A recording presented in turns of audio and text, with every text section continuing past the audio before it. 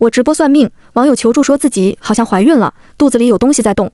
吃瓜群众暖心安慰，让这位姐妹孕期别太焦虑，安心养胎。网友崩溃大哭，可我他妈的是个男的。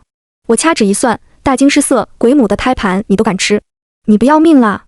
鬼母胎盘无论男女10只皆可怀孕，只不过怀的不是人。我叫心怡，是玄清欢道教学院首届毕业生。作为大师姐，我给学弟学妹们起了一个不错的好头。目前正在某平台直播算命，收入尚且能温饱。今天一开播，直播间就涌进来不少人。终于等到心怡大师了。大师，今天能轮到我算命吗？我真的哭了，我等了3个月呀。弹幕上一片哀嚎，我面无表情地打了个哈欠。能不能算上命，还得看缘分。眼看着直播间的人数越来越多，我清了清嗓子，准备好开始发红包了。抢到红包的人才会跟我连线。红包发出去的瞬间就被人抢了。一个名叫青花瓷的网友抢到了红包，并直接在弹幕里敲起了字：主播快救救我，我感觉我好像怀孕了，肚子里有东西在挠我，我快受不了了，真的要疯了。直播间的网友们倒是热心，纷纷安慰：姐妹怀孕几个月了，别太焦虑了，没事可以散散心，孕期也要保持心情舒畅啊。那人简直崩溃了，一个直播连线打了过来。我很快点击接通，直播间左上方的屏幕里，镜头一阵旋转之后，出现了一满脸络腮胡的大汉。他粗犷的嗓音在直播间响起：我不是女的，我他妈是男的。他一边说一边往后退了2步，露出了自己的肚子。直播间的网友都沉默了，我也沉默了。那肚子一看就不正常，比别人孕妇正常怀胎10月的肚子还大。我凑近了电脑屏幕，细细打量。突然，男人的肚子动了一下。嚯！我吓了一跳，还能胎动呢。青花瓷在对面哭得稀里哗啦。我还没结婚，连个对象都没有，以后可怎么办啊？我被他哭得脑袋疼，连忙道：先说说你这情况到底什么时候出现的？之前发生了什么？青花瓷拉了个凳子坐了下来，平静了一下心情后便开始叙述。准确来说，我的肚子大概是在1个月前开始越变越大的。起初我以为是我长胖了，就没怎么在意，直到半个月前的一天晚上，我的肚子突然动了一下。我吓坏了，连忙去医院挂号，可拍完片子，医生却说我怀孕了。我在医院发了火，还大闹了一场，差点进了局子。我没敢再去医院了，怕被当成怪物关起来，可我的肚子却一天天变大。心怡大师，你快救救我吧。之前呢？我又问了一遍，肚子开始变大之前有没有吃过什么东西，或者做过什么事？青花瓷细细回想了一下，没发生什么事啊。你再仔细想想。他紧皱眉头，视线在屋子里乱飘，试图唤醒自己的回忆。突然，他的视线定格在厨房。我想起来了。青花瓷一拍大腿，那天我妈过来看我，给我做了一顿饭。对了，她还给我煲了一锅汤，很鲜很好喝。我追问道，具体是什么汤？青花瓷挠了挠头，那我还真不知道。他一边说，一边拿起手边的电话，我打电话问一下。直播间的网友没再笑嘻嘻的打去了，全都聚精会神的观看着直播。我去，真邪乎，我还是第一次看见男的怀孕。我好想知道他肚子里究竟是什么呀？真的是个小孩吗？嘟嘟嘟，对面屏幕里一阵忙音之后，电话接通了。喂，儿子。青花瓷急迫询问，妈，你上个月底来我这给我煲了一锅汤，那到底是什么汤？对面愣了一下，随即意味不明的笑了。怎么样？是不是觉得最近身体都好了？青花瓷一听，整个人都快疯了。那到底是什么？他妈妈有些不快，你这语气怎么回事？还能是什么？胎盘呗。那东西可不好弄，我运气好，去医院体检的时候正好捡到一个。这东西可是大补的东西，上次没吃完，我放你冰箱冷冻了，你想吃的话自己去拿哈。青花瓷去厕所吐了。网友们也震惊了，这玩意还能捡到？我去，还真有人吃胎盘啊？有，还不少，不过能让男人怀孕的胎盘确实没听过。大概10分钟后，青花瓷从厕所出来了，整个人看起来都虚脱了。我有些同情地看了他一眼，那个，你要不先把冰箱里的胎盘拿出来给我看看？青花瓷立马点头应道，我这就去。他离开了镜头后，没过一会儿就回来了，手机捧着一个塑料袋装着的东西。他把那胎盘递到镜头前，心怡大师，您看看。看到那胎盘的一瞬间，我就变了脸色。鬼母胎盘。一般的胎盘是产妇刚分娩时从产妇身上排出，原本呈现红色，静置一段时间，等到血液凝结后，看起来就成了紫色，所以又叫紫河车。但青花瓷手里的这个通体泛黑，泛着丝丝鬼气，必然不是普通的胎盘。我沉声道，你手里的这个东西是从枉死的孕妇身上剥离出来的，怨气极大，而你肚子里已经生出了一只婴灵。普通婴儿10月怀胎，而婴灵成熟只需30日。青花瓷脸色煞白，嘴唇都在哆嗦。网友们也吓坏了。婴灵成熟之后呢？会怎么样？是啊，这位大哥不会出事吧？我顿了顿，成熟之后，英灵出，母体王。青花瓷突然想到了什么，浑身猛地一抖。30日，今天已经是第29天了。我看了眼电脑左下方的时间，21:10，还有不到3个小时就到明天了。心仪大师救命啊！我真的不想死。青花瓷情绪一下子激动起来，整个人又怕又急。可随着他情绪起伏越来越大，他的肚子也在发生明显的变化，连直播间的网友都发现了。你们看他肚子，卧槽卧槽卧槽，那是手和脚吧？屏幕里，青花瓷的肚子高高隆起，平滑的肚皮上有2个明显的凸起，那形状跟婴儿的手脚极为相似。我连忙安抚他，人的怨气、怒气、恐惧都是婴灵成熟的养料与催化剂，你冷静一下。可青花瓷哪里听得进去我的话，整个人处于崩溃状态。眼看着他肚子动得越来越厉害，我眉头紧皱，坏了。对面的青花瓷已经开始翻白眼了。我顾不上那么多，抬手捏诀，沉声念道：灵宝天尊，朱雀玄武，侍卫身形，急急如律令，心仪7下划线鬼母胎盘 BJK22。一段净身神咒念完，青花瓷猛地倒吸了一口凉气，肚子里的东西渐渐安静下来了。你听我说，我语速极快地安抚他，眼下还有时间，鬼母胎盘是从冤死的孕妇身上剥离出来的，你现在需要做的就是赶紧查出那位孕妇的身份。青花瓷结结巴巴应道：好好好，我去查。他拿起手机又给他妈打了个电话，气氛逐渐变得紧张。10月23日下午3点半，中心医院，中心医院，他不停嘀咕着，冷汗都流了下来。网友们的动作很迅速，凭借着他透露出来的信息，在网上飞快搜集着信息。很快，有人就有了线索。大哥别着急，我找到了。10月23日下午，确实有一个孕妇被送到中心医院，不过还没送到她就已经断气了，据说是跟婆婆吵架，再加上孕期情绪不稳定，一时激动就跳楼了。这个新闻我知道，就在我们小区附近，孩子都足月了，硬生生摔死了，真是作孽，太惨了吧！婚姻究竟给女人带来了什么？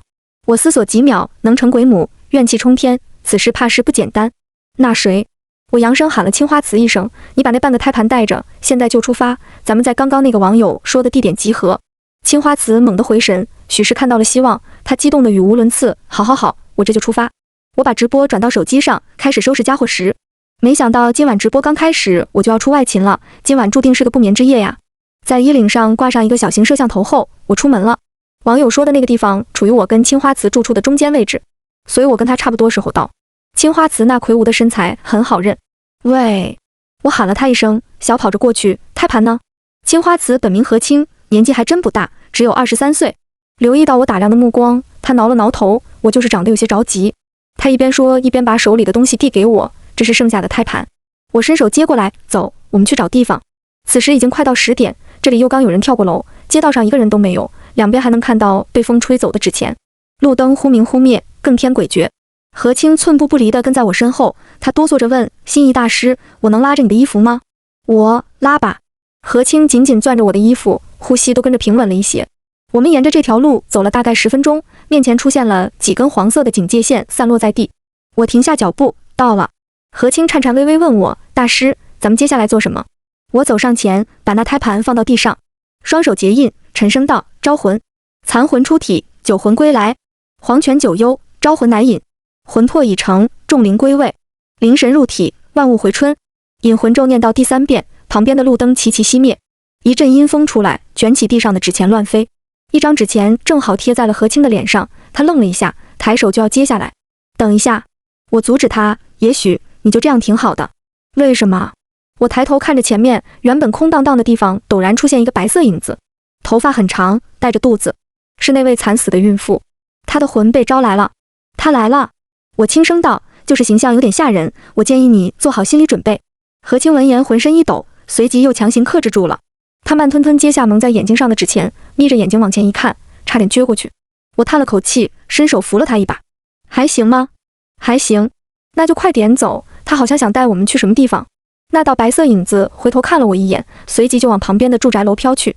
看样子他是要带我们去他生前住的地方了。他飘得太快，我需要小跑着才能跟上。何清就更不用说了，人都要累瘫了。这里是个老旧小区，最高5层，没有电梯。我们一路跑到5楼，白色影子停在一户人家门口，侧头看了我们一眼，然后身影变淡，飘进去了。何清已经学会抢答了，他想让我们进去。他冲上去，下意识去按门把手，可却发现门被锁住了。门被锁了，我们进不去。我抬手敲了敲门，咚咚咚咚咚咚，敲门声在空荡荡的走廊有些回信。在我正准备敲第3遍时，隔壁的门开了。那是个年轻姑娘，她谨慎地打量着我们，小声道：“别敲了。自从那个姐姐跳楼之后，这家人就搬走了，这房子到现在都还没人住呢。”说完这话之后，她直接关上了门。听了她的话，何清眉头紧皱，这可怎么办？咱们把门撞开。我瞥了她一眼，粗鲁。说罢，我从头上摸出2根发卡，扭成特定的形状后，对着那钥匙孔捅了进去。几秒后，门开了。何清大师，您还会这个呀？行走江湖，身不由己呀。我一把拉开门，快进去。何清鬼鬼祟祟跟着我进了房间。他还是不放心，大师，咱们这样不算私闯民宅吗？算啊。我朝他笑了笑，放心吧，姐局子里有人。何清这才放下心，抬手开了灯。房子有段时间没人住了，已经落了一层薄灰。桌子上还有没吃完的剩菜，已经发霉腐烂，一看就是仓皇离家的。我在主卧房找到了那个白色影子，影子站在窗户前，回头看了我一眼，他胳膊抬起，慢慢指向上方的空调。我转头喊了何清一声，端个凳子来。我站在凳子上，把挂在墙上的空调拆了一半，才从里面找到一个小型的针孔摄像头。拿到了。我从椅子上跳下来，何清连忙跑过来，大师，咱们接下来该怎么做？出院。我们在小区外面随便找了个网吧，把刚刚拿到的摄像头里的内容导了出来。电脑屏幕里一阵窸窸窣窣的声音过后，画面里出现了一个女人的脸，她大着肚子，脸有些肿，一看就已经是孕晚期了。她对着镜头说话了，声音有些哑。我的丈夫出轨了，在我怀孕7个月的时候。她声音平静，似乎已经完全绝望了。她还把那个女人带来了家里，她让她穿我的睡衣，睡在我的床上，我要把这一切录下来，我要跟她离婚。女人扶着肚子慢慢离开了镜头。接下来很长一段时间，画面里都没有出现人了。直到第3天下午，画面里突然传来一声巨响，一个男人猛地推开房门，把带着肚子的女人推了进来。妈的，你居然敢去跟我父母闹！女人崩溃大哭，你敢做这事，还不敢让别人知道？你把那个女人都带家里来了，你还有什么不敢的？男人愤怒地吼叫，你真是越来越不可理喻了。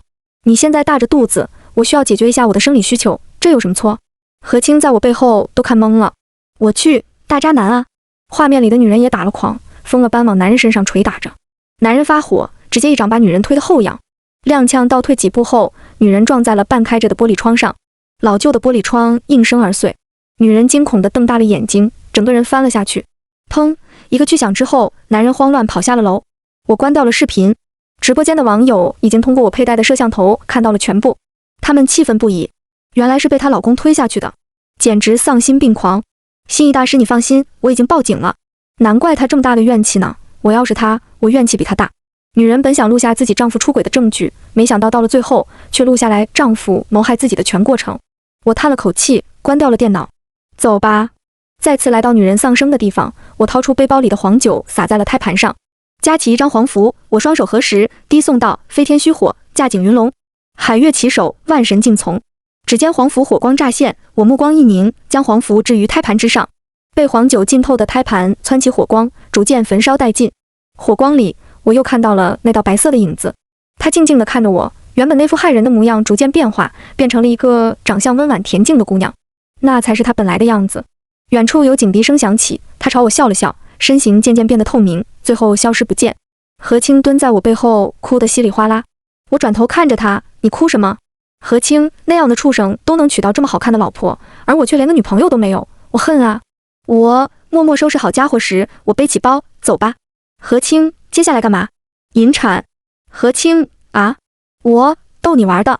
何清快哭了。我把手中的黄符叠好放在他手上，从现在开始，把这东西贴身放在你的肚皮上。如今鬼母怨气已消，婴灵便不会再生长了。现在你肚子里的这个就相当于一个死胎了。明天一早，你去玄清观求一些香灰回去，每天早晚用香灰水清洗身上，不出半个月，你这肚子也就消了。何清连连点头，谢谢大师，谢谢大师。来到马路边，他给我打了一辆车。心意大师，以后我就是你直播间的铁粉了。真想不到，要是没有遇到你，我会变成什么样？我朝他笑了笑，突然想到了什么，脸上的笑容一顿，我忘了一件大事。何清的声音都在哆嗦，什么事啊？你还没给钱，算命加外勤一共是2500元，可以手机支付，谢谢。何清从外面回到出租屋，已经快到晚上11点了。直播间的热度水涨船高，在线观看人数已经快5000人了。我瞥了一眼时间，咱们抓紧时间，下一个红包开始啦。这次的红包是被一个名叫小迪的女网友抢到的。小迪打开了直播连线，镜头里出现了一个长相甜美的女孩子。我问她，你想算什么呢？小迪说，心意大师，我想算算风水。这倒不是什么难事，我点点头，你把你家地址发给我，再拍一段你家的视频给我，我帮你算算。好的。小迪的速度很快，没过一会儿就把我要的东西发过来了。我看着视频，掐指一算，你家这风水，小迪很激动，大师是不是有问题？我抬眸看着他，把话说完了，没问题，你家这风水挺好的。小迪有些颓废地坐在椅子上，怎么会呢？不应该呀。这下连直播间的网友都看出了他的异常。小姐姐是不是遇到什么事了？你可以说出来呀，心意大师一定会帮你的。是啊，有困难可以说出来，大家一起帮你想想办法。小迪被大家安抚到了，深吸了一口气，开始把自己最近的事情慢慢讲述出来。我觉得我家里好像死过人。小迪说他是个灵异小说骨灰级爱好者，平时自己一个人租房子住。10天前的一个晚上，他上完厕所正要回房间，刚走到客厅，就隐隐约约听见了小孩的哭声。我去问过楼上楼下，那几户人家根本就没有小孩，而且他们都没有听到过半夜的哭声。一连好几天他都被这哭声吵醒，他不可抑制地开始了脑补。房东租给我这间房子之前，这间房子肯定死过人。他笃定道。我问他，你向房东求证过吗？小迪有些尴尬，问过，他把我骂了一顿，让我不住就滚。网友们都被他逗笑了。小姐姐，你这样去问，哪个房东会承认啊？还有一个问题，小姐姐，你住进这房子都1年了，10天前才听到哭声，有没有一种可能，我是说可能哈，不是这房子的问题呢？卧槽，细思极恐，不是房子的问题，那是谁的问题？小迪的神色越来越凝重，他不愿意相信是自己出了问题。我注意到他的脸色，轻声道，也不一定是你的问题，你好好想想，10天前你家有没有发生什么事，或者新添了什么物件？10天前，小迪陷入了沉思。10天前我家没发生什么事啊，我都是正常上下班的。我没说话，小迪又皱眉仔细想了想。啊，对了，小迪突然想到了什么，连忙起身跑到客厅角落搬来了一个小纸箱子。我朋友前段时间去川西玩，回来后给我带了一点礼物，我一直放在客厅没怎么动过。心意大师，你给看看有没有问题。他一边说一边往外拿东西。奶片、牦牛肝、腊排骨，网友崩溃了。大晚上的，给我整饿了。我也是受不了了，我去点份麻辣烫。我摸了摸咕咕作响的肚子，默默咽下一口口水。小迪掏好久，吃的摆了一地，最后他从里面掏出了一根笛子。看到笛子的那一瞬间，我目光一凝。等一下，小迪动作一顿，大师，怎么了？你把这笛子凑近些让我看看。小迪闻言照做，在近距离观察了一下这笛子之后，我叹了一口气。你知道这是什么东西吗？看着像个笛子，我朋友说这也是他在山上捡的，看着好看就带回来给我了。小迪的朋友从川西带给他的这个笛子叫做羌笛，现在是用箭竹最脆的那一部分来制作，但是很早之前羌笛是用夭折婴儿的腿骨制作的。也不知道是幸运还是不幸，小迪朋友带给他的这个羌笛是后者。夭折婴儿的魂灵有的留在了羌笛上，所以你才会在半夜听见小孩的哭声。小迪有些害怕，大师，那我不会有事吧？放心吧。我笑了笑，婴儿的魂灵不会害人，他就是离开了家，有些想家了。你买点好吃的好玩的，跟着羌笛放在一起，多哄哄他，他晚上就不会闹你了。我叮嘱他，但你还是得尽快抽个时间去趟川西，把这羌笛送回去，找个寺庙好好安置。毕竟是魂灵，你跟他待时间久了，身体要出问题的。小迪激动得要哭了，好，我明天就去公司请假去趟川西。小迪把家里的零食饮料都找出来了，放在那羌笛旁边。直播间的气氛轻松了不少，网友们纷纷感慨，小家伙也是可怜，还那么小，还是尽快送他回家吧，他肯定很想家了。马德，老子要哭了。马德，雄鹰般的女人落泪了。看着直播弹幕，我忍不住笑了笑，大家都是很可爱很善良的人啊。又嘱咐了小迪几句后，我挂断了直播连线。此时时间已经快到午夜12点，时候不早了，今天再算最后一卦了，大家准备好，我要发红包了。最后一个红包发出去的瞬间就没了，直播间里一片哀嚎。谁？到底是谁？那是我的红包，你快还给我！最后一个抢到红包的网友名叫于安，他直截了当的给我打赏了一个热气球后，便跟我申请了连线。屏幕里出现了一个清秀少年的脸，直播间的网友们开始起哄：哟，纯情男高！哈哈哈哈，小伙子底子真好，以后应该会长成一个大帅哥。他看着我，惨兮兮道：心怡姐姐，你帮帮我吧。你这还是第一次有人冲我撒娇，还是男的。我挠了挠头，你先说问下你的问题吧。于安抿了抿嘴，从抽屉里拿出一部手机。1个星期前，我放学路上捡到了一个手机，从那天开始，我就开始遇到一些怪事。网友们也忍不住调侃起来。不是，大家都这么喜欢随便捡东西吗？我咳了咳，示意于安继续说。从我捡到那个手机的那天起，每天晚上12点都会有一个电话准时拨过来。我接了又没人说话，不接的话又会一直响，响够1分钟才肯停。我尝试过把它扔了，可无论我把它扔多远，它总是会在午夜12点准时出现在我的床头。我也试过把它砸烂烧毁，可无论我怎么破坏，它都会恢复原样，然后再次响起铃声。于安看着面前的手机，身体微微颤抖。我看了眼电脑屏幕左下角的时间，23:59了，还有1分钟就是他所说的午夜12点了。直播间的网友们也没有说话，大家应该都在等着验证他所说事情的真假。时间1分1秒的过去，在时间跳到0点的那一瞬间，对面屏幕里，男孩面前的手机响起了。手机屏幕亮起泛着白光，铃声是手机自动设置的响铃。在午夜时分，这样一通电话实在是有些诡异。我皱眉看着那手机，接一下。于安愣了愣，颤抖着伸出手，神情紧张地按下了接听键。滋滋啦啦，滋滋啦啦，除了电流声外，其他什么声音也没有。网友们也觉得害怕了，我鸡皮疙瘩都起来了，这也太吓人了。会不会有人恶作剧啊？谁会费这么大劲恶作剧啊？心意大师，快帮帮这个弟弟吧，他看起来都没什么精神了。于安确实脸色很不好看，黑眼圈很重，眼里也出现了红血丝。我看着他的脸色，皱了皱眉，你把你的生辰八字发给我，我帮你算一算是不是被什么东西缠上了。于安闻言连连应声，直接把他的生辰八字私发了过来。看着他发过来的东西，我掐指算了算，一直过了好几分钟，我都没说话，只有脸色越来越难看。于安有些害怕了，心怡姐姐，这个东西是不是很棘手啊？我抬眸看向他，沉声问道，这个手机真的是你捡到的吗？于安愣了愣，眼里闪过一丝慌乱，心怡姐姐，你为什么这么问啊？这手机就是我捡到的呀。直播间的网友们大多都是我的老粉了，他们已经嗅到了一丝不同寻常的气息。